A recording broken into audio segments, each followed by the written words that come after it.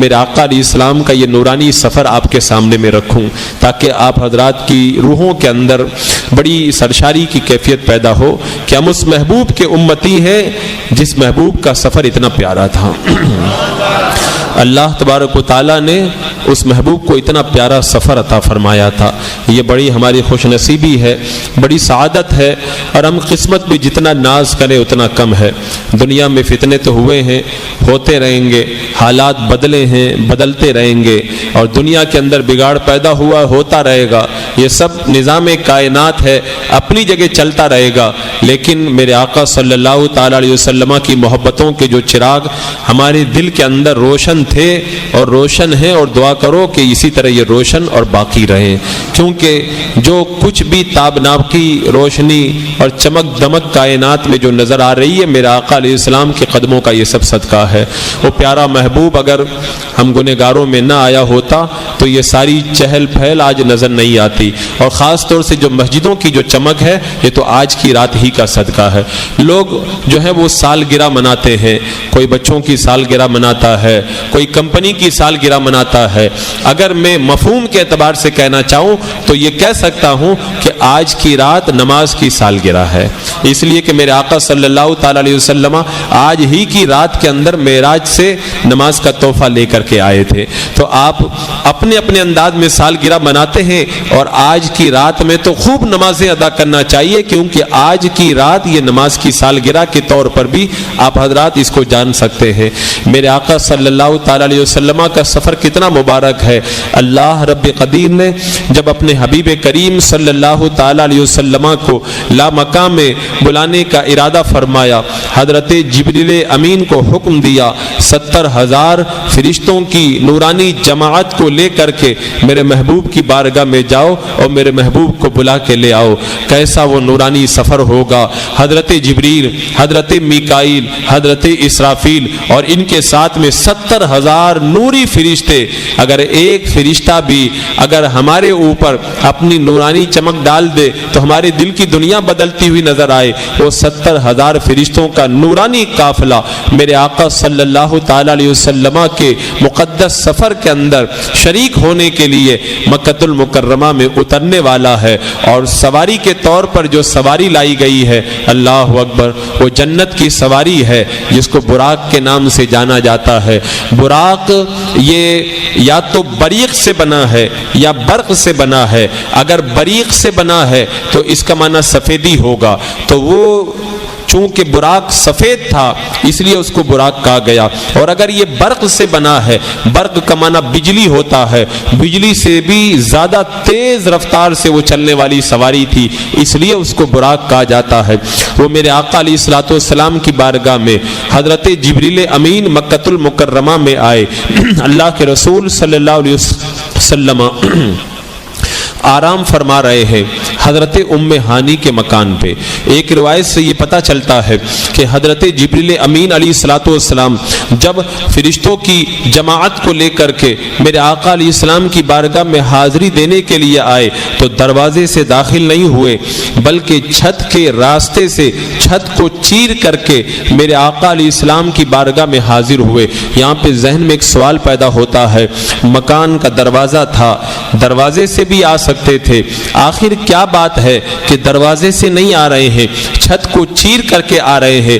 دروازے سے آنا یہ معمول کے مطابق ہے، اور چھت کو چیر کر کے آنا یہ معمول کے خلاف ہے۔ حضرت جبریل امین چھت کو چیر کر کے آ رہے ہیں، گویا کہ یہ بتانا مقصود ہے آج کا سفر معمولی نہیں ہے، آج کا سفر غیر معمولی ہے۔ تو چھت کو چیر کر کے حضرت جبریل علیہ السلام میرے آقا علیہ السلام کی بارگاہ میں حاضر ہوئے۔ ایک روایت سے یہ پتہ چلتا ہے میرے آقا صلی اللہ علیہ وسلم ابھی آرام فرما ہے، اب حضرت جبریل امین بھی کیسے میرے آقا علیہ السلام کی نیند کے اندر خلل ڈالیں۔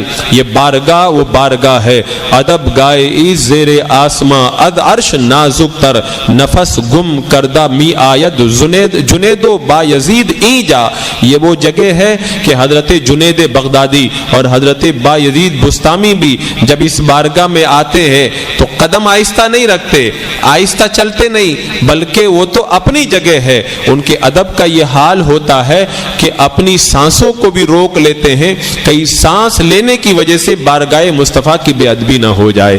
اس بارگاہ میں حضرت جبریل آئے ہیں، اب کیسے بیدار کریں؟ پتہ چلتا ہے حکم ربی سے حضرت جبریل علیہ السلام نے میرے آقا علیہ السلام کے مقدس تلووں کا بوسہ لیا۔ لب جبریل میرے آقا علیہ السلام کے گورے گورے نورانی تلووں سے جب لگے، ٹھنڈک کا احساس ہوا۔ میرے پیارے آقا علیہ السلام نے اپنی چشمان مبارک کو کھول دیا۔ حضرت جبریل امین آگے بڑھ کر کے رب کا پیغام پہنچاتے ہیں کہ یا رسول اللہ، اللہ آپ کی ملاقات کا مشتاق ہے، ساری دنیا چاہتی ہے خدا کی رضا حاصل کرے اور خدا کی بارگاہ میں مشتاق بن کر کے آتے ہیں، اور میرا رب جو ہے وہ اپنے حبیب کے دیدار کا مشتاق ہے۔ کہا اللہ رب قدیر آپ کی ملاقات کا مشتاق ہے۔ حضرت جبریل امین کی زبانی جب میرے رب کا پیغام آقا کریم علیہ السلام کی بارگاہ میں پہنچا، اللہ کے رسول علیہ السلام بیدار ہوئے اور حضرت ام ہانی کے مکان سے آپ کو مسجد حرام میں لایا گیا۔ چونکہ یہ مقدس سفر تھا تو مقدس جگہ سے اس کو شروع کرنا تھا، من المسجد الحرام، مسجد حرام سے اس سفر کا آغاز کرنا تھا۔ اللہ کے رسول علیہ السلام مسجد حرام کے اندر تشریف لائے، جہاں سے اللہ کے رسول علیہ السلام کی معراج کا آغاز ہوا تھا۔ وہاں پہ کچھ نشانیاں بنی ہوئی تھی، اہل محبت جاتے تھے اور اس کا دیدار کرتے تھے۔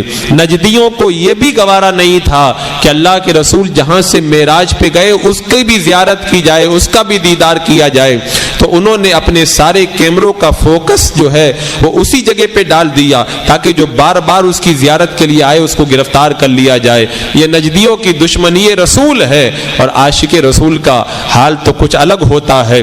عاشقوں کا تو یہ معاملہ ہوتا ہے کہ ایک بار میرے آقا علیہ السلام جس راہ سے گزر گئے، وہ شاک کرام ساری زندگی ان راہوں کا بوسہ لینا اپنی زندگی کی معراج سمجھا کرتے ہیں۔ اللہ اکبر۔ اللہ کے رسول علیہ السلام جب تشریف لائے مسجد حرام میں، سفر کے آغاز سے پہلے اللہ کے رسول علیہ السلام کا سینہ مبارک چاک کیا گیا، آپ کا مبارک دل باہر نکالا گیا، اور پھر نورانی تشت کے اندر رکھ کر کے زمزم آپ کے نورانی قلب کو جو ہے وہ ایک مبارک تشت کے اندر رکھ کر کے مبارک پانی سے دھلا گیا۔ یہاں پہ عشاق کے درمیان ایک بحث چھڑی ہوئی ہے کہ کوثر کا پانی افضل ہے یا زمزم کا پانی افضل ہے، کیونکہ بعض لوگوں کا یہ کہنا ہے کہ کوثر افضل ہے، بعض نے کہا کہ زمزم افضل ہے۔ اگر بات یہاں پر کی جائے تو بات بڑی لمبی کی جا سکتی ہے، لیکن اہل محبت سے جب سوال کیا گیا تو اہل محبت نے یہ جواب دیا کوثر کا پانی بھی بہت افضل ہے، زمزم کا پانی بھی بہت افضل ہے، لیکن اگر صحیح معنوں میں دیکھا جائے تو ان تمام پانیوں سے بہتر پانی وہ ہے جو میرے آقا صلی اللہ تعالی علیہ وسلم کی مبارک انگلیوں سے جاری ہوا تھا، کیونکہ جس پانی کو اللہ کے رسول سے نسبت ہو گئی وہ پانی سارے پانیوں میں سب سے افضل ہو گیا۔ اب اللہ کے رسول علیہ السلام کا مبارک دل دھلا گیا۔ روایتوں میں آتا ہے اللہ کے رسول علیہ السلام کا سینہ مبارک 4 مرتبہ چاک کیا گیا۔ پہلی مرتبہ جب آپ حضرت حلیمہ سعدیہ کے مکان پہ تھے تب آپ کا سینہ مبارک چاک کیا گیا۔ دوسری مرتبہ جب آپ کی عمر شریف 10 سال کی ہوئی تب آپ کا قلب مبارک، دوسری مرتبہ جب آپ نے اعلان نبوت فرمانے کے قریب ہوئے تب آپ کا سینہ مبارک چاک کیا گیا، اور تیسری مرتبہ جوانی کے ایام کے قریب آپ کا سینہ مبارک چاک کیا گیا، اور چوتھی مرتبہ جب آپ معراج پہ تشریف لے جانے لگے تب آپ کا سینہ مبارک چاک کیا گیا، اور بعض روایتوں میں پتہ چلتا ہے کہ 3 ہی مرتبہ چاک کیا گیا۔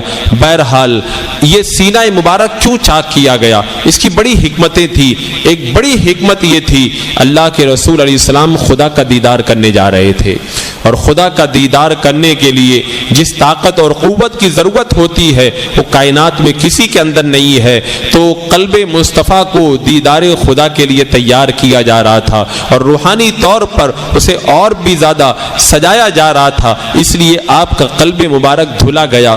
اور حضرت جبریل امین کا بیان ہے کہ جب میں نے قلب مصطفیٰ کو چاک کیا تو میں نے دیکھا کہ قلب مصطفیٰ کے اندر بھی 2 آنکھیں ہیں۔ اللہ اکبر۔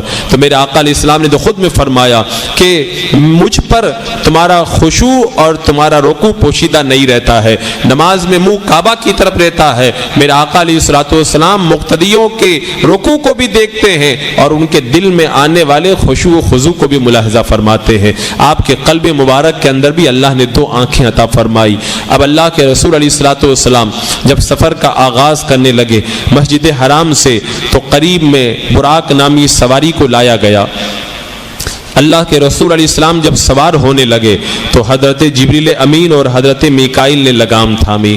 کیسا پیارا دولہا تھا وہ، جب سواری پہ سوار ہو رہا ہے تو لگام تھامنے والے فرشتوں کے سردار حضرت جبریل امین علیہ الصلوۃ والسلام ہے۔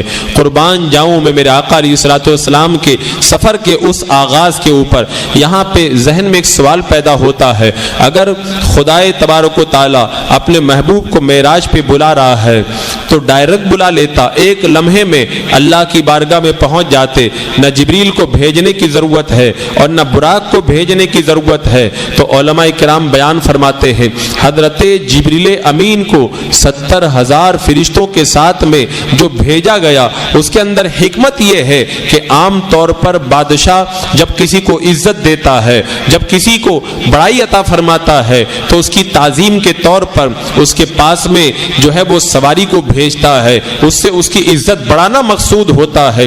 تو اللہ تبارک و تعالیٰ نے ڈائریکٹ نہیں بلایا بلکہ فرشتوں کی جماعت کو بھیج دیا تاکہ میرے محبوب کی عزت ساری کائنات کے اندر اجاگر ہو جائے کہ دیکھ لو کہ محبوب کی وہ عظمتیں ہیں کہ اللہ جب اپنی بارگاہ میں بلاتا ہے تو فرشتوں کی جماعت کو محبوب کی بارگاہ میں بھیج کر کے انہیں اپنی بارگاہ کے اندر شرف یابی عطا فرماتا ہے۔ اور میں نے جو یہ کہا کہ اگر اللہ چاہتا تو پل بھر میں بلا لیتا، جیسے اللہ کے ولیوں کو دیکھا گیا، ابھی یہاں ہیں ایک قدم اٹھایا خانہ کعبہ میں پہنچ گئے۔ تو جس محبوب کے غلاموں کا یہ حال ہے، ایک قدم اٹھائیں تو کعبہ شریف میں پہنچ جائیں اور دوسرا قدم اٹھائیں تو دوبارہ ہندوستان میں آ جائیں۔ وہ محبوب ہوئی تو ایک قدم میں جا سکتے تھے، لیکن اللہ نے سواری کو کیوں بھیجا؟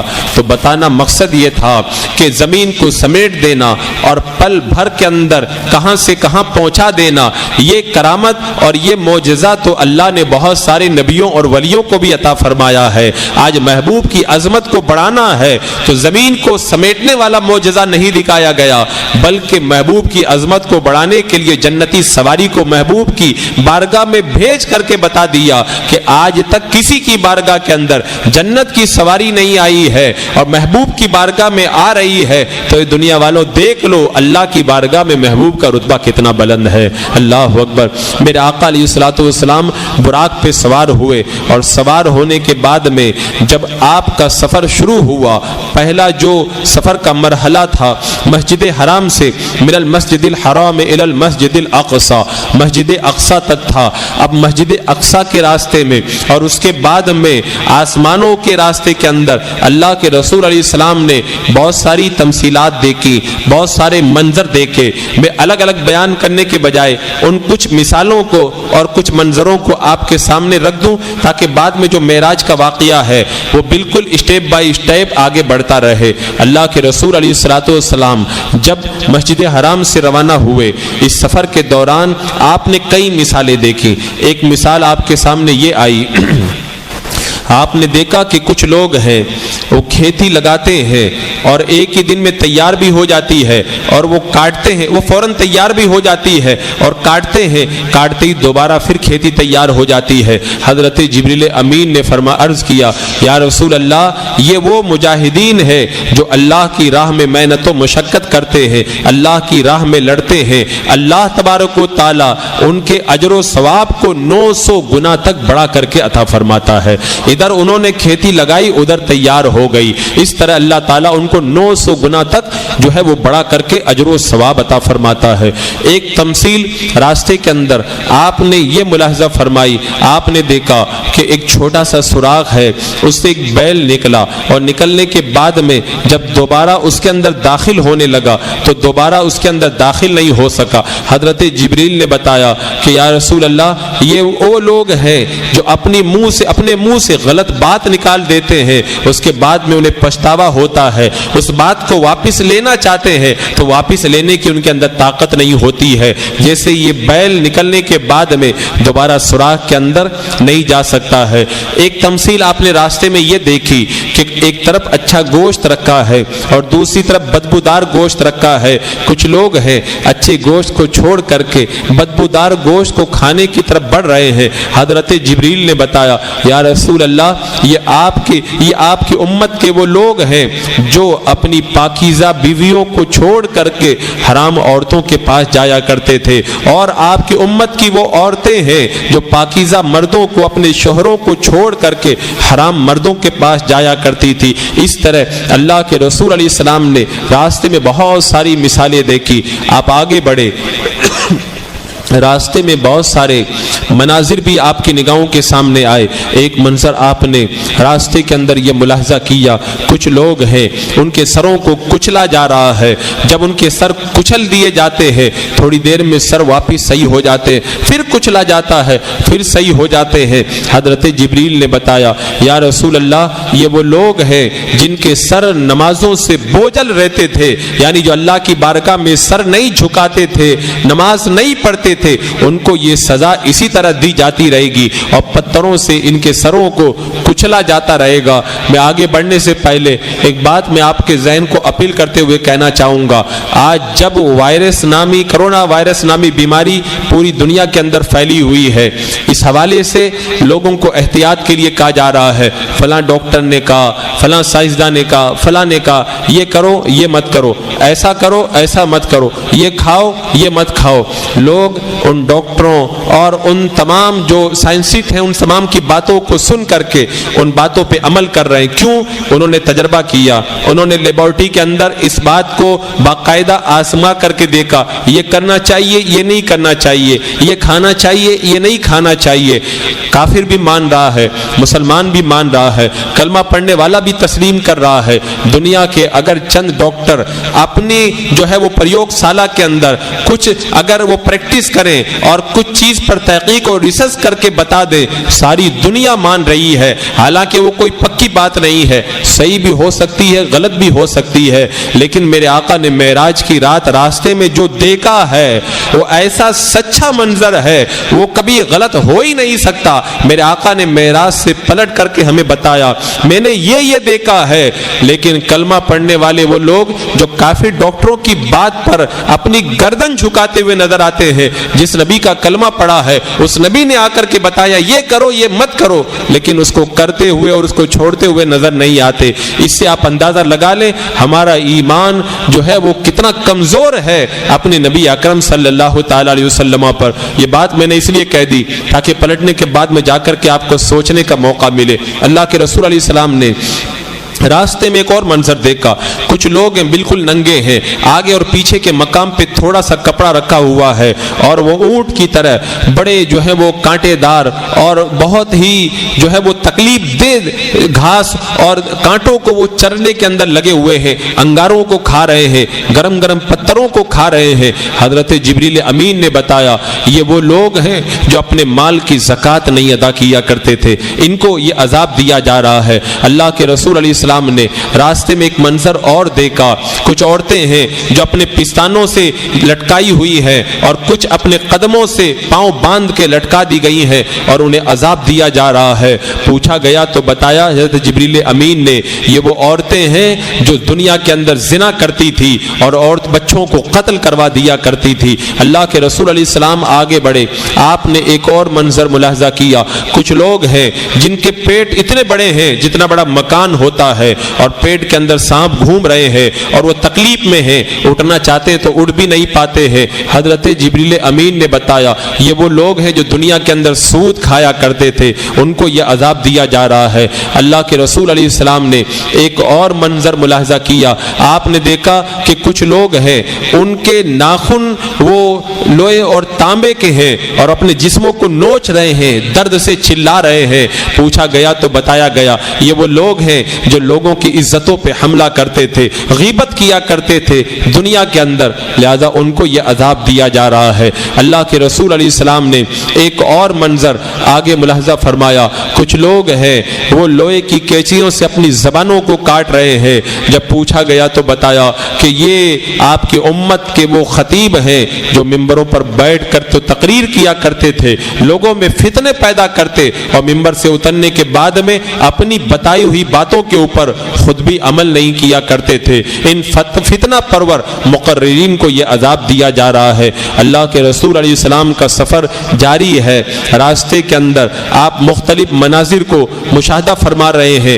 بہت سارے مناظر آپ نے دیکھے. ایک مقام آیا, کھجوروں کے درخت لگے ہیں. حضرت جبریل امین نے عرض کی یا رسول اللہ آپ اتریے, یہاں پہ نماز ادا کیجئے. میرے آقا علیہ الصلوۃ والسلام نے 2 رکعت نماز پڑھی. حضرت جبریل نے کہا یا رسول اللہ یہ طیبہ ہے, یہ تابہ ہے, یہاں پہ آپ ہجرت کر کے تشریف لائیں گے, یہ آپ کے ہجرت کی جگہ ہے. یعنی اس جگہ کا نام تھا مدینہ منورہ. اللہ اکبر. میرے آقا صلی اللہ علیہ وسلم آگے بڑھے.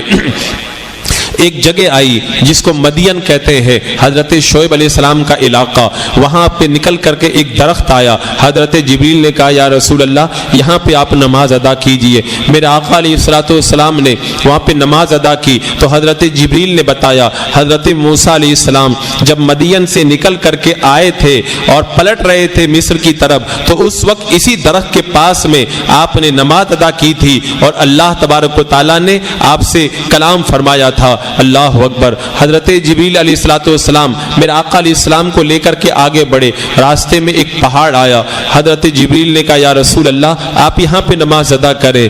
اور جب آپ نے نماز ادا کر لی, حضرت جبریل نے بتایا یہ کوہ طور ہے, اسی پہاڑ سے اللہ نے حضرت موسیٰ علیہ السلام کو کلام کا شرف عطا فرمایا تھا. میرے آقا علیہ السلام آگے بڑھے. ایک جگہ آئی, کہا یا رسول اللہ یہاں پہ نماز ادا کریں. اللہ کے رسول علیہ السلام نے نماز پڑھی. حضرت جبریل نے بتایا یہ بیت لحم ہے, اسی جگہ پر حضرت عیسیٰ علیہ السلام پیدا ہوئے تھے. میرے آقا علیہ السلام نے وہاں پہ نماز ادا کی. راستے میں متبرک مقامات آ رہے ہیں. میرے آقا نماز پڑھ رہے ہیں. معراج پہ جاتے وقت میرے آقا نے بتا دیا اگر کوئی برکت والی جگہ آ جائے, اگر کوئی عزت والا مقام آ جائے, اگر کوئی خدا کے انعام والی کوئی جگہ آ جائے تو وہاں پہ نماز پڑھ لینا چاہیے. اہل سنت اپنے آقا علیہ الصلوۃ والسلام کے اس طریقے پہ عمل کرتے ہوئے اگر برکت والا غار ہرا آ جائے تو وہاں پہ بھی نماز ادا کرتے ہیں. برکت والی جگہ غار سور آ جائے وہاں پہ بھی نماز پڑھتے ہیں. جہاں پہ اللہ کے رسول علیہ الصلوۃ والسلام نے عبادت کی وہاں پہ بھی نماز پڑھتے ہیں. جو جگہ اللہ کے رسول علیہ السلام سے تعلق رکھتی ہے وہاں پہ نماز ادا کرتے ہیں. لیکن نجدی وہاں پہ نماز پڑھنے پہ پابندی لگاتا ہے. اس سے آپ سمجھ سکتے ہیں کہ وہابیت اور سنیت کا اختلاف کوئی معمولی اختلاف نہیں ہے. یہ محبت رسول کا حقیقت کے اندر ایک بہت بڑا امتحان ہے. جو اس کے اندر پار ہو جائے گا وہی کامیاب ہو پائے گا, ورنہ نجدیوں کی ان باتوں کے اندر گرفتار ہو کر نہ جانے کتنے لوگ اپنے ایمان کو غارت کر چکے ہیں. اور اللہ بچائے ان کی صحبتوں سے. ان کی صحبت کا سب سے پہلا نقصان یہ ہوتا ہے بندے کے دل سے عظمت رسول اور تعظیم رسول نکل جایا کرتی ہے. شرک ٹھہرے جس میں تعظیم نبی, ایسے برے مذہب پہ لعنت کیجئے. اللہ اکبر. میرے آقا علیہ السلام کا سفر جاری ہے, آگے بڑھے.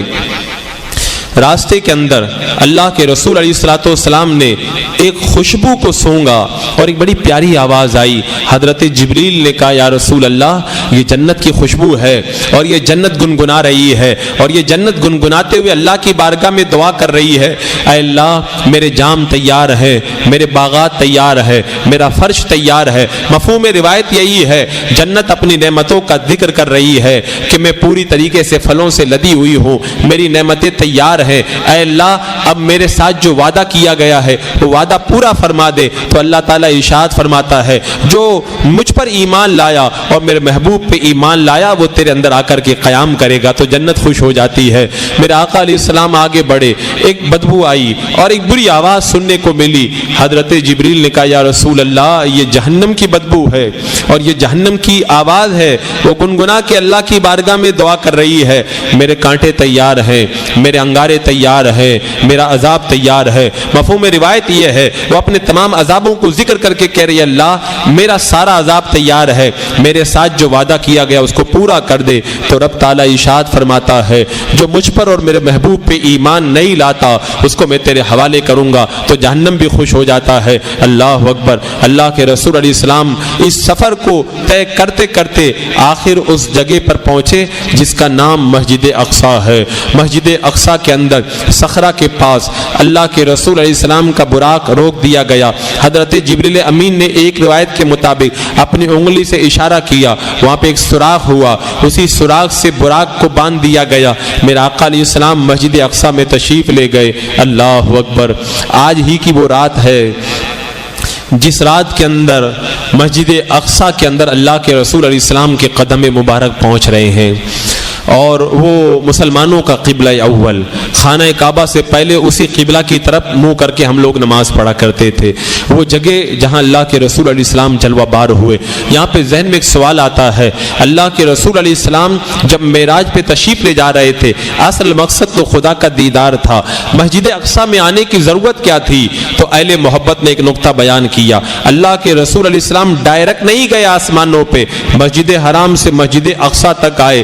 اس میں ایک نقطہ یہ ہے کہ اللہ کے رسول علیہ السلام نے مسجد اقصیٰ میں معراج کی رات تشریف لا کر کے مسجد اقصیٰ کو یہ شرف عطا کیا کہ اب اگر آج کے بعد میں کوئی یہاں پر ایک رکعت ادا کرے گا اللہ تعالیٰ اس کو 25,000 رکعتوں کا ثواب عطا فرما دے گا۔ تو آج مسجد اقصیٰ کو عزت دینا تھا۔ مسجد حرام کے اندر ایک نیکی کا ثواب 1,00,000 کے برابر، مسجد نبوی کے اندر ایک نیکی کا ثواب 50,000 کے برابر۔ میرے آقا معراج کی رات مسجد اقصیٰ کو بھی عزت دے رہے ہیں۔ ایک نیکی کا ثواب اب آج کے بعد میں یہاں پر ایک نہیں ہے بلکہ ایک نیکی کا ثواب 25,000 کے برابر ہو رہا ہے۔ اللہ کے رسول علیہ السلام تشریف لائے مسجد اقصیٰ میں، انبیاء کرام تشریف لا رہے ہیں۔ حضرت آدم علیہ السلام سے لے کر حضرت عیسیٰ علیہ السلام تک جتنے نبی ہیں سب مسجد اقصیٰ میں جمع ہو گئے۔ میں اس مبارک گھڑی پہ قربان جاؤں جب سارے نورانی نبیوں کا قافلہ مسجد اقصیٰ میں اترا تھا، اور خدا کی بارگاہ میں دعا کرتا ہوں اسی گھڑی کے صدقے میں اللہ وہ پیاری گھڑی جب تیرے سارے نبی تیرے سارے رسول مسجد اقصیٰ میں جمع ہوئے تھے، اللہ اس مبارک گھڑی کے صدقے کے اندر اللہ تو ہمارے اوپر اپنا کرم نازل فرما دے۔ وہ کیا پیاری گھڑی ہوگی، کیا پیارا سما ہوگا، ایک نبی کے قدموں سے جو دھول لگ جائے ساری دنیا مل کر کے اس مٹی کے ایک ذرے کا مقابلہ نہیں کر سکتی۔ وہ سارے نبی 1,00,000 یا 2,24,000 انبیاء کرام جب مسجد اقصیٰ میں جمع ہوئے ہوں گے کتنا نور وہاں پہ اتر رہا ہوگا اور نور کی کیسی بارش ہو رہی ہوگی۔ خدا وہ سعادت مند گھڑیوں سے ہم گنہگاروں کو فیضیاب فرمائے۔ اب جب اذان ہوئی نماز کا وقت ہوا، نماز جب پڑھی جانے لگی تو حضرت جبریل امین نے اللہ کے رسول علیہ السلام کا دستے مبارک تھاما اور مصلی پہ لے جا کے کھڑا کر دیا، اور میرے آقا علیہ السلام مصلی امامت پہ کھڑے ہوئے اور سارے نبی پیچھے کھڑے ہیں۔ وہ نماز اس سے پہلے کائنات میں نہ کبھی ہوئی ہے اور ایسی نماز نہ کبھی ہو سکتی ہے۔ اللہ کا رسول 1,00,000 یا 2,24,000 نبیوں کی امامت کے لیے مصلی امامت کے اوپر ہے۔ آپ سوچیں، آنکھیں بند کر کے ذرا تصور کریں، ایک اللہ کا نبی جس مقام پہ چلے جائے نور ہی نور بن جائے، سارے نبیوں کو مقتدی بنا دیا گیا اور مصلی امامت پہ میرے آقا علیہ السلام کھڑے ہو گئے ہیں۔ اور ایسی نورانی امامت اور ایسی نورانی جماعت آسمان کی نگاہوں نے نہ کبھی دیکھی ہے اور نہ قیامت تک کبھی آسمان کی نگاہیں ایسی مبارک جماعت کو دیکھ سکتی ہے۔ اللہ اکبر۔ اللہ تعالیٰ اس جماعت کا صدقہ بھی ہم تمام کو نصیب فرمائے۔ وہ بڑی مبارک جماعت تھی، اللہ کے رسول علیہ السلام مصلی امامت پہ کھڑے نماز ادا کروا رہے ہیں۔ اس سے پہلے جتنے نبی آتے تھے سب اللہ کے رسول کی آمد کا اعلان کرتے تھے۔ اللہ نے سارے نبیوں کو دنیا میں بھیجنے سے پہلے وعدہ لیا تھا، وَإِذْ أَخَذَ اللَّهُ مِيثَاقَ النَّبِيِّينَ لَمَا آتَيْتُكُم مِّن كِتَابٍ وَحِكْمَةٍ ثُمَّ جَاءَكُمْ رَسُولٌ مُّصَدِّقٌ لِّمَا مَعَكُمْ لَتُؤْمِنُنَّ بِهِ وَلَتَنصُرُنَّهُ قَالَ أَأَقْرَرْتُمْ وَأَخَذْتُمْ عَلَى ذَلِكُمْ إِصْرِي قَالُوا أَقْرَرْنَا قَالَ فَاشْهَدُوا وَأَنَا مَعَكُم مِّنَ الشَّاهِدِينَ۔ اللہ نے قرآن پاک میں بیان فرمایا کیسے سارے نبیوں سے اللہ نے وعدہ لیا تھا کہ جب میں تم کو نبوت اور نبوت کے منصب سے سرفراز کروں گا تو تم میرے محبوب پر ایمان لانا اور میرے محبوب کی مدد کرنا اللہ نے کیسا پیارا وعدہ لیا تھا. آج وہی وعدہ وفا کرنے کے لیے سارے نبی مسجد اقصی میں جمع ہے. اللہ کے رسول علیہ الصلوۃ والسلام کی اقتداء میں نماز ادا کر رہے ہیں اور آج یہ راز دنیا والوں کے سامنے ظاہر ہو رہا ہے. اے دنیا والوں دیکھ لو, نبی سب عظمت والے ہیں. تلک الرسل فضلنا بعضهم علی بعض, اللہ نے نبیوں کو بے پناہ فضیلت عطا فرمائی ہے. لیکن آج دنیا والوں کو یہ پتہ چل جانا چاہیے کہ نبی سب فضیلت والے ہیں, لیکن جو فضیلت اللہ نے میرے محبوب میرے آقا صلی اللہ علیہ وسلم کو عطا فرمائی ہے وہ فضیلت نہ کسی کو ملی ہے اور نہ قیامت تک کسی کو مل سکتی ہے. وہ خدا نے ہے مرتبہ تجھ کو دیا, نہ کسی کو ملے نہ کسی کو ملا. اللہ اکبر, یہ میرے آقا علیہ السلام کی شان ہے.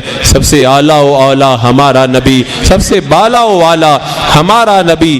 قرنوں بدلی رسولوں کی ہوئی, چاند بدلی کا نکلا ہمارا نبی. سب چمک والے اجلوں میں چمکا کیے, اندھے شیشوں میں چمکا ہمارا نبی. اللہ اکبر, اس پیارے نبی کی عظمتیں آج سارے نبیوں کے سامنے ظاہر ہو رہی ہیں. اللہ کے رسول علیہ السلام نماز سے فارغ ہوئے.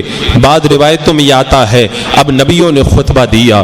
حضرت ابراہیم علیہ السلام نے خطبہ پڑھا کہ اللہ کی حمد ہے. خطبوں کا مفہوم میں پیش کرتا ہوں. حضرت ابراہیم علیہ السلام نے کہا اللہ نے مجھ پر بڑا کرم فرمایا کہ اللہ نے میرے اوپر نارے نمرود کو گلے گلزار فرما دیا. اللہ رب قدیر نے مجھے یہ عظمتیں عطا فرمائی. حضرت داؤد علیہ السلام نے اللہ کی حمد بیان کی. اللہ کی حمد ہے پروردگار عالم نے میرے ہاتھوں پر لوہے کو موم بنا دیا.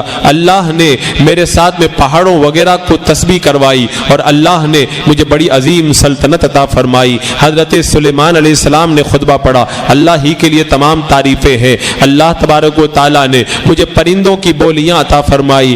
اللہ نے جنات و انسانوں کو میرے لیے مسخر کر دیا. وہ میرے لیے بڑے بڑے محلات بناتے اور میرے کام کیا کرتے. اللہ کے لیے پاکی ہے. اللہ نے مجھے وہ سلطنت عطا فرمائی جو میرے بعد میں کسی کو نہیں عطا فرمائی. حضرت موسیٰ علیہ السلام نے کہا اللہ کی بڑی حمد ہے پروردگار عالم نے مجھ سے کلام فرمایا اور اللہ نے فرعون کی ہلاکت میرے ہاتھوں فرمائی. اللہ نے مجھ پر یہ انعام فرمائے.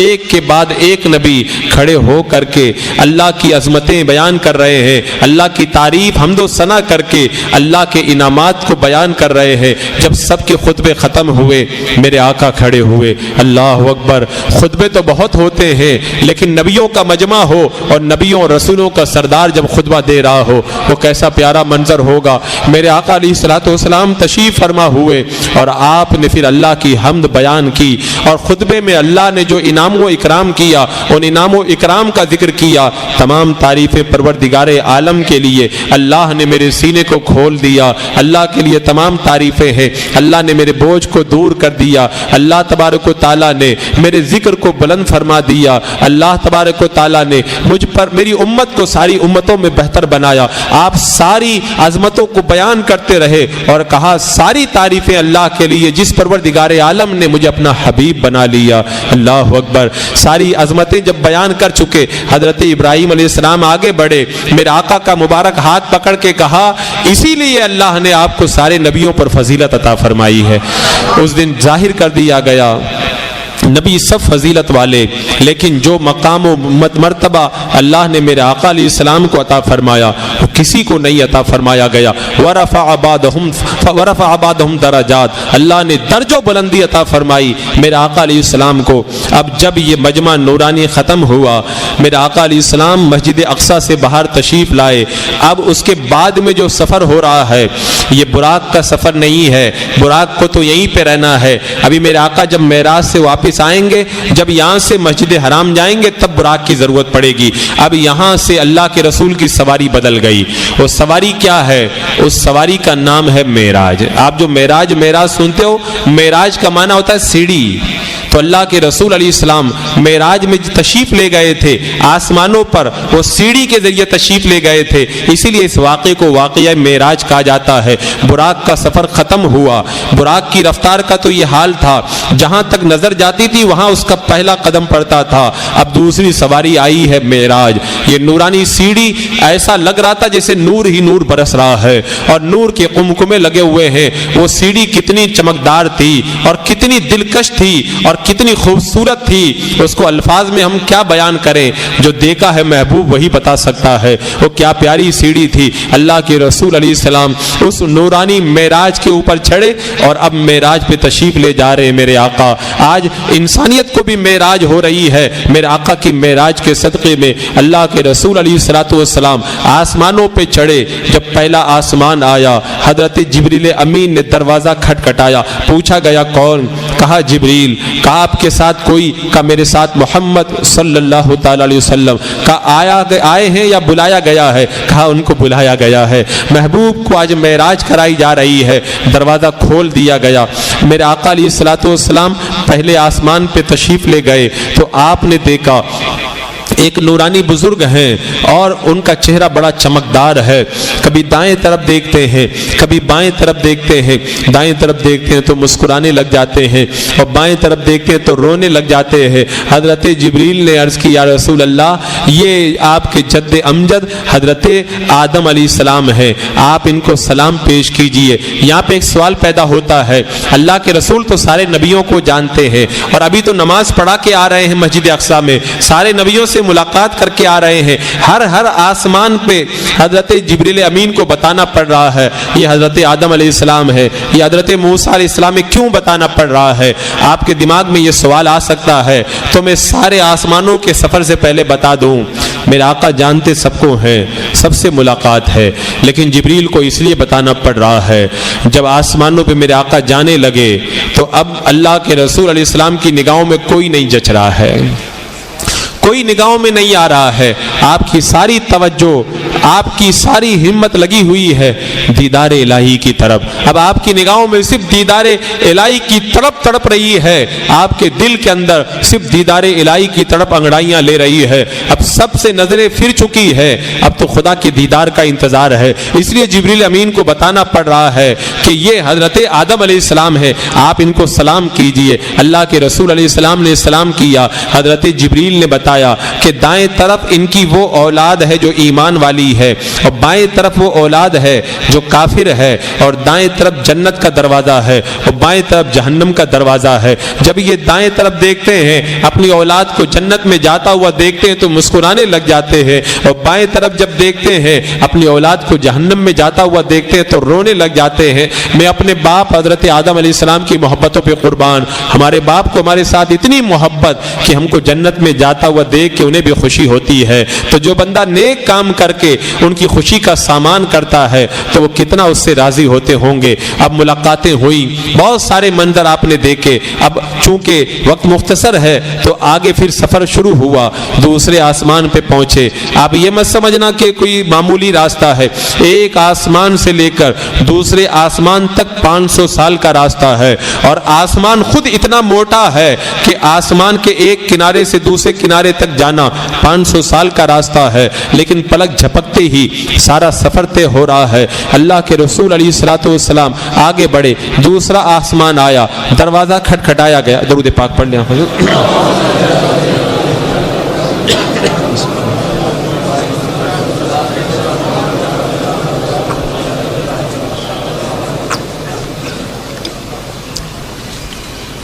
میرے آقا صلی اللہ تعالی علیہ وسلم دوسرے آسمان پہ جب پہنچے پھر وہی سوال و جواب، پوچھا کون؟ کہا جبرائیل۔ کہا ساتھ میں کوئی؟ کہا محمد صلی اللہ علیہ وسلم۔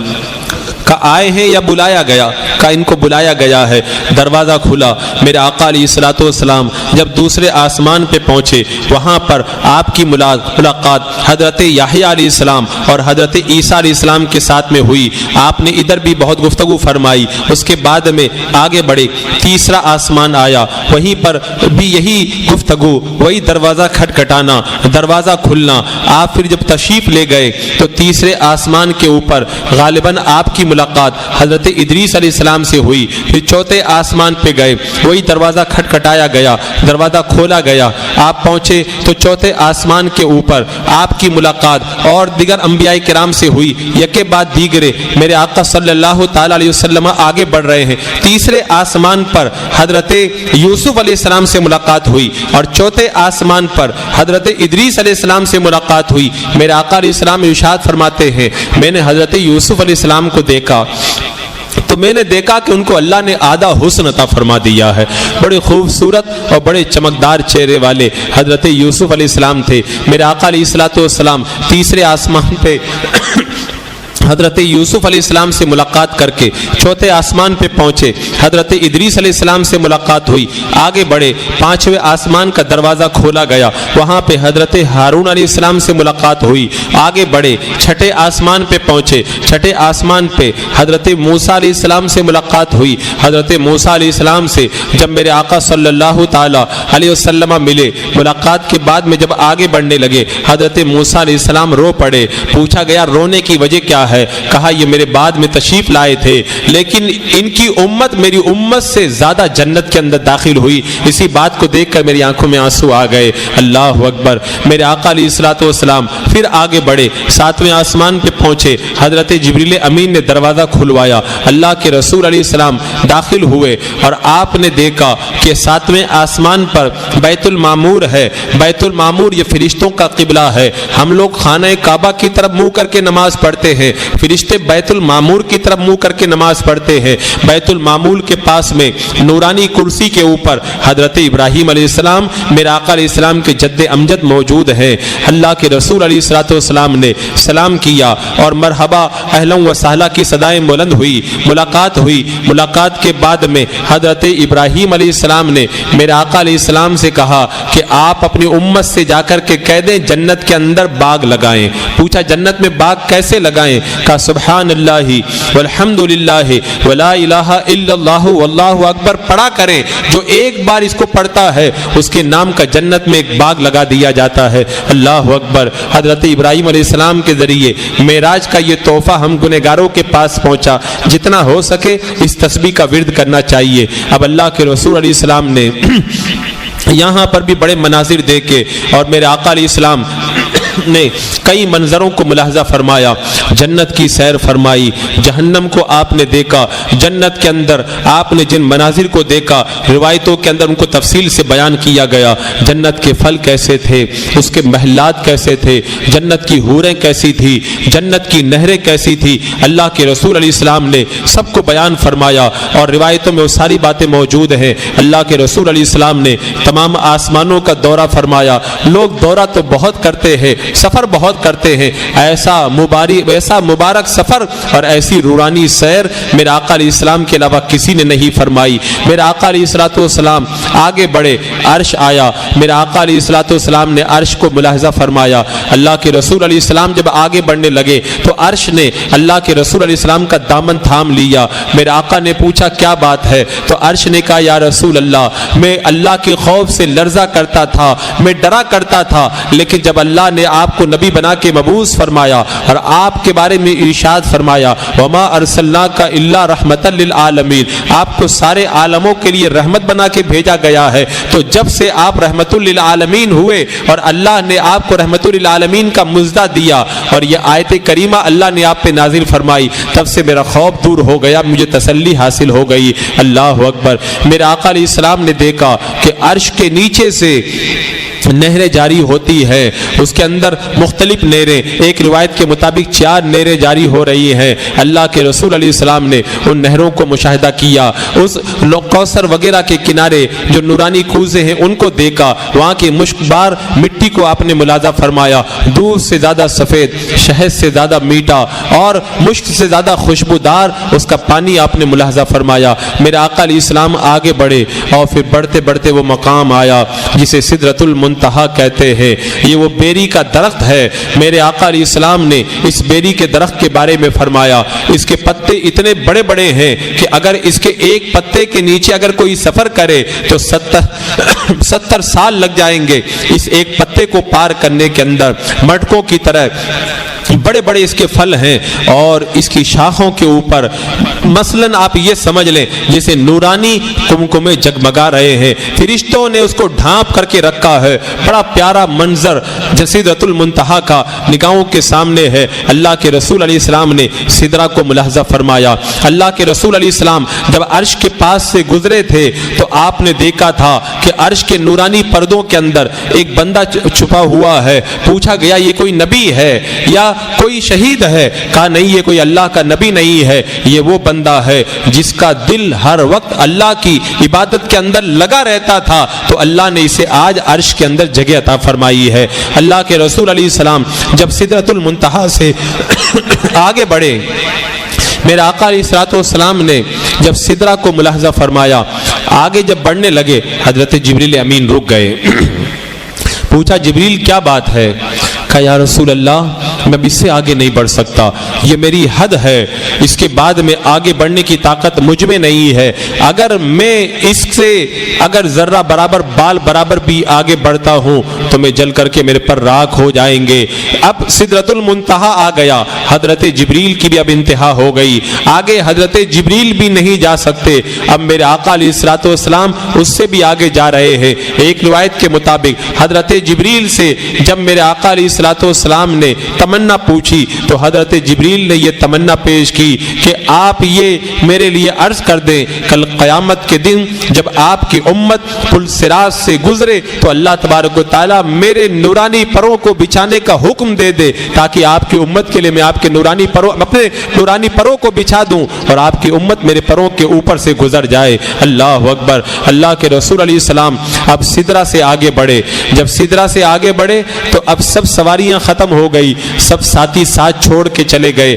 اب کون سی سواری لائی گئی اس کے بارے میں روایتوں میں آتا ہے، اب رف نام کی ایک نورانی سواری آئی جو ایک تخت کی شکل میں ہے، ہرے رنگ کا یہ جنتی تخت تھا، بڑا چمکدار، اور کتنا خوبصورت ہوگا اور کتنا وہ دلکش ہوگا اس کو تو دیکھے وہی بتا سکتا ہے۔ اللہ کے رسول علیہ السلام اس نورانی تخت پہ سوار ہوئے اور وہ نورانی تخت آپ کو لے کر کے فاصلے طے کرتا ہوا آگے بڑھتا چلا گیا، یہاں تک کہ ایک مقام وہ بھی آیا، بے شمار نور کے پردے طے ہوئے اور وہ رف بھی ساتھ چھوڑ کے چلا گیا۔ اب کوئی ساتھی نہیں، کوئی ہم سفر نہیں، میرے آقا علیہ السلام تنہا آگے جا رہے ہیں، آگے 70,000 نور کے پردے ہیں۔ اللہ کے رسول علیہ السلام ان نور کے پردوں کو پار کرتے ہوئے جب آگے بڑھنے لگے تو اس وقت اللہ کے رسول علیہ السلام کو تنہائی کا احساس ہوا،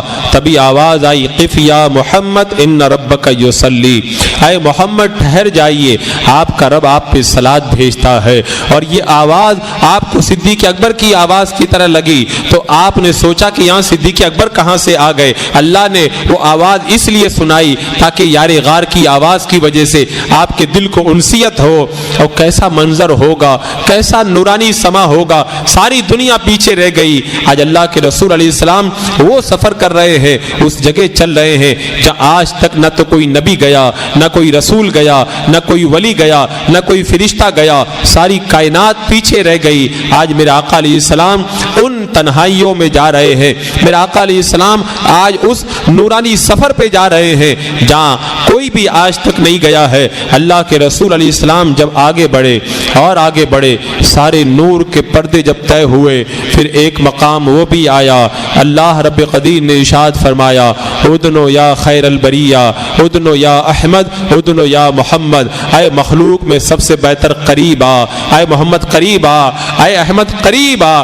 اب اس کے بعد میں کیسا منظر ہوگا، کیسے ملاقات ہوئی ہوگی، کیا ہوا ہوگا، زبان میں کسی مخلوق کی وہ طاقت نہیں کہ اس منظر کو بیان کر سکے، اور بیان کوئی کرے تو کیا بیان کرے، وہاں نہ کسی کی رسائی ہے، نہ کسی کو پر مارنے کی وہاں پہ جسارت ہے، وہاں نہ کوئی گیا ہے نہ جا سکتا ہے۔ آج اس مقام پہ میرے آقا پہنچے جہاں جس کو مقام بھی نہیں کہا جا سکتا، جس کو مکان بھی نہیں کہا جا سکتا، آج میرے آقا علیہ السلام اس جگہ پہنچ چکے ہیں کہ اس منظر کو اب بیان کرنے کی طاقت انسانی ختم ہو جاتی ہے۔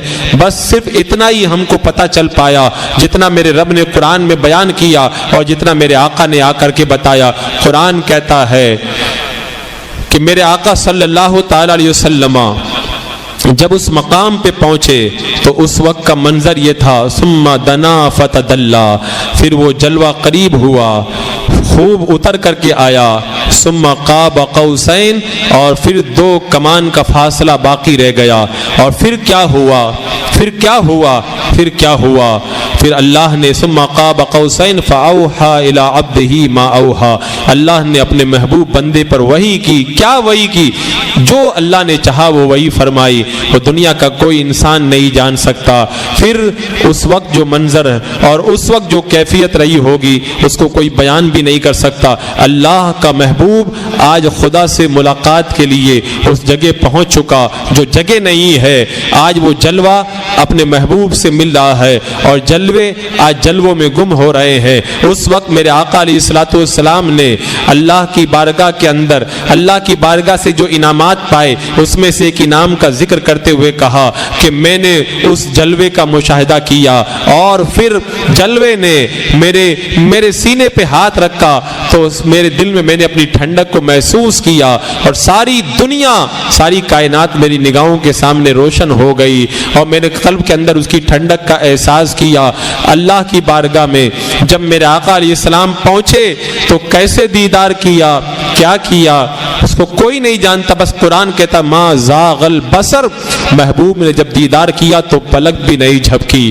ایسا دیدار تھا، ایسا منظر تھا، ایسا سما تھا. اب اللہ کے محبوب نے اللہ کی بارگاہ میں نذرانہ پیش کیا. کیا نذرانہ پیش کیا؟ التحیات للہ والصلوات والطیبات، ساری بدلی عبادتیں مولا تیرے لیے، ساری مالی عبادتیں تیرے لیے. اللہ جو بھی جیسی عبادتیں ہو سکتی ہے مولا سب تیرے لیے. رب نے جب محبوب کی طرف سے جب یہ بات سنی تو اللہ رب قدیر نے فرمایا السلام علیکہ ایھا النبی ورحمۃ اللہ وبرکاتہ. اللہ نے اپنے محبوب کو صلات عطا فرمائی. اس وقت اللہ کے رسول علیہ السلام نے اس خاص لمحے کے اندر اپنی امت کو فراموش نہیں کیا، اپنی امت کو یاد کیا. اور اللہ کے رسول علیہ السلام نے جب یہ سنا السلام علیکہ ایھا النبی ورحمۃ اللہ وبرکاتہ کہ اللہ تبارک و تعالی اپنی رحمتیں برکتیں مجھے عطا کر رہا ہے تو میری امت کو میں کیسے محروم رکھوں. تو جب رب نے فرمایا السلام علیکہ ایھا النبی ورحمۃ اللہ وبرکاتہ، اللہ کے رسول نے کہا السلام علینا وعلی عباد اللہ الصالحین. اللہ نیک بندوں کے اوپر بھی اپنی رحمتیں نازل کر دے اور ہم پر بھی اپنی رحمتیں نازل کر دے. جب فرشتوں کو پتہ چلا کہ اللہ نے اپنے محبوب سے اتنا پیارا کلام فرمایا تو فرشتے پکار اٹھے اشہد ان لا الہ الا اللہ واشہد ان محمدا عبدہ ورسولہ. یہ معراج کا تحفہ التحیات کی شکل کے اندر ہم گنہگاروں کو نماز نامی معراج کے اندر عطا فرما دیا گیا. اب اس کے بعد میں جب اللہ سے ملاقات کی میرے آقا صلی اللہ تعالی علیہ وسلم نے تو رب نے فرمایا محبوب مانگو کیا مانگتے ہو. تو ایک روایت میں آتا ہے اللہ کے رسول علیہ السلام نے عرض کیا اے اللہ تو نے آدم کو صفی اللہ بنا لیا، تو نے اے اللہ ابراہیم کو خلیل اللہ بنا لیا، موسیٰ کو کلیم اللہ بنا لیا، فلاں فلاں نبی کو تو نے یہ انعام عطا فرمایا. تو اللہ رب قدیر نے فرمایا اے محبوب میں نے تمہیں اپنا محبوب اور اپنا حبیب بنا لیا ہے اور میں نے تجھ پر یہ انعامات کیے. روایتوں کے اندر ان انعامات کا تذکرہ کیا گیا. اللہ نے اپنے محبوب پر جو انعامات کی بارشیں کی ان انعامات کو بیان کیا گیا اور بعد میں فرمایا محبوب یہ نماز کا تحفہ 50 نمازوں کا تحفہ اپنی امت کے لیے لے جاؤ. میرے آقا علیہ الصلوۃ والسلام 50 نمازوں کا تحفہ لے کر کے رب کی بارگاہ سے جا رہے ہیں. یہاں پہ ذہن میں ایک سوال آتا ہے، اللہ بھی جانتا ہے اور رسول اللہ بھی جانتے ہیں کہ 50 نہیں بلکہ 5 ہی نمازیں ہونی ہے، یہ 50 کیوں دے کے بھیجا جا رہا ہے؟ اس کے جوابات بہت سارے ہیں لیکن محبت کی بات میں آپ کو بتاؤں. اللہ کا دیدار جب کیا میرے آقا علیہ السلام نے تو رب کے دیدار سے کس کو سیرابی ہو سکتی ہے؟ اللہ کا دیدار اور اس کی لذتیں زبان نہ اس کی طاقت بیان کی رکھتی ہے نہ دل اس کا تصور کر سکتا ہے. تو ان لذتوں سے اللہ کے رسول کیسے سیراب ہو سکتے تھے؟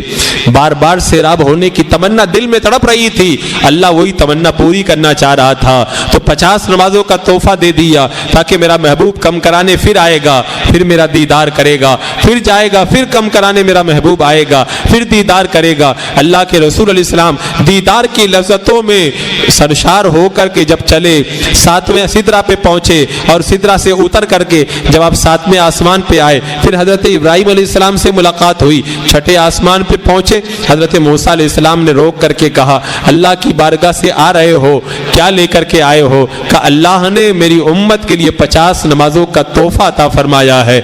हजरत मूसा अलैहिस्सलाम ने कहा, मैं इससे कम के ऊपर अपनी उम्मत को आजमा चुका हूँ, उम्मत नहीं कर पाएगी, आप अल्लाह की बारगाह में जाएं, कुछ नमाजें कम करा के लाएं। हजरत मूसा अलैहिस्सलाम का यह एहसान क़यामत तक इस उम्मत के ऊपर रहेगा।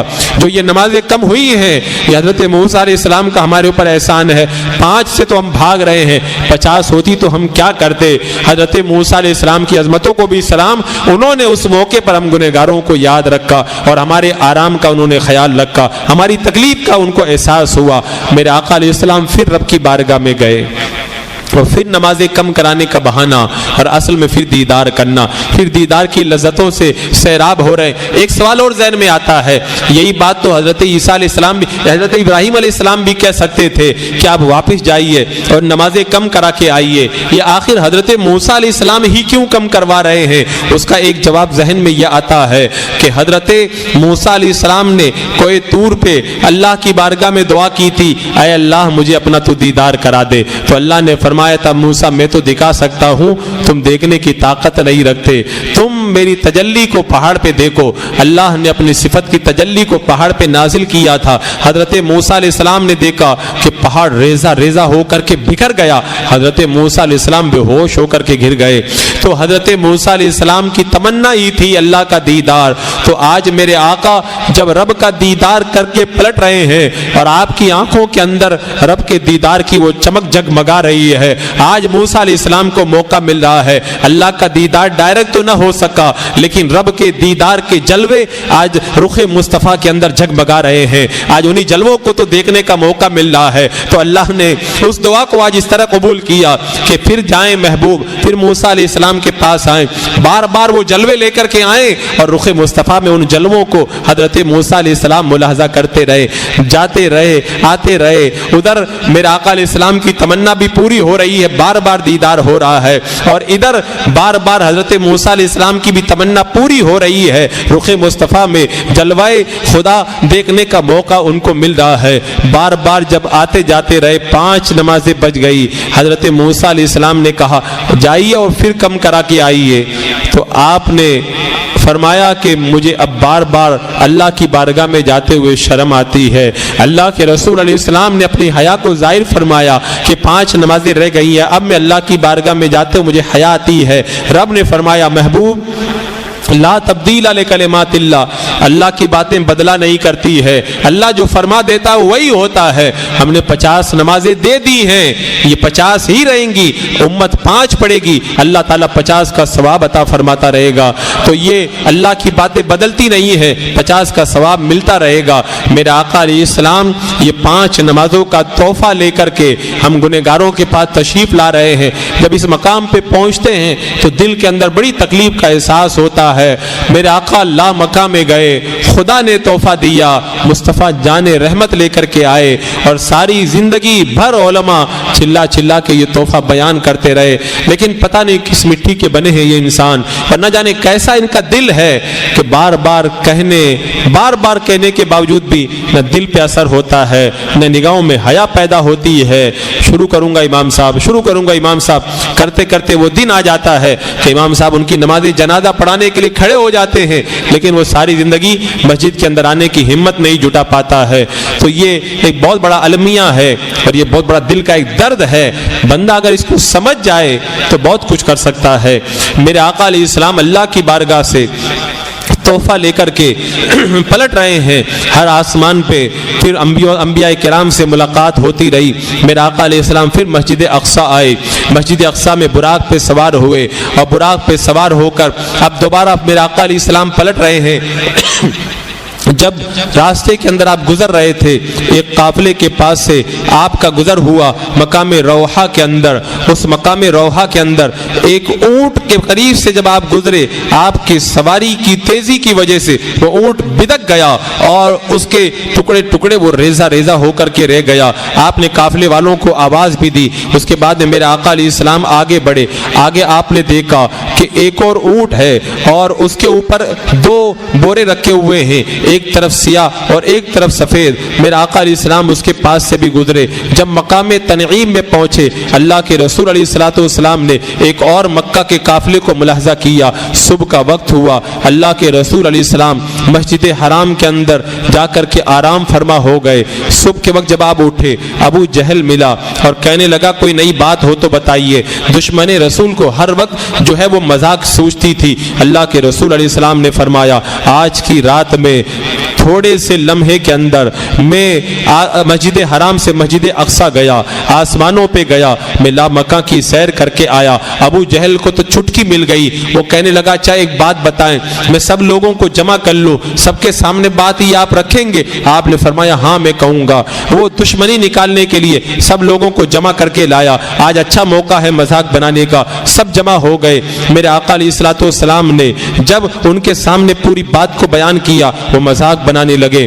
حضرت ابو بکر صدیق سے ابو جہل پوچھنے لگا اے ابو جہل تم کیا کہتے ہو؟ حضرت صدیق اکبر نے کہا کہ میرے آقا اگر کہہ رہے ہیں تو میں یقیناً کہتا ہوں آج میرے آقا علیہ السلام جو فرما رہے ہیں رات کے تھوڑے سے حصے کے اندر ان تمام چیزوں کو دیکھ کر کے آئے ہیں۔ آج صدیق اکبر نے اپنے اس عظیم ایمان کو مکہ کے کافروں کے سامنے پیش فرمایا۔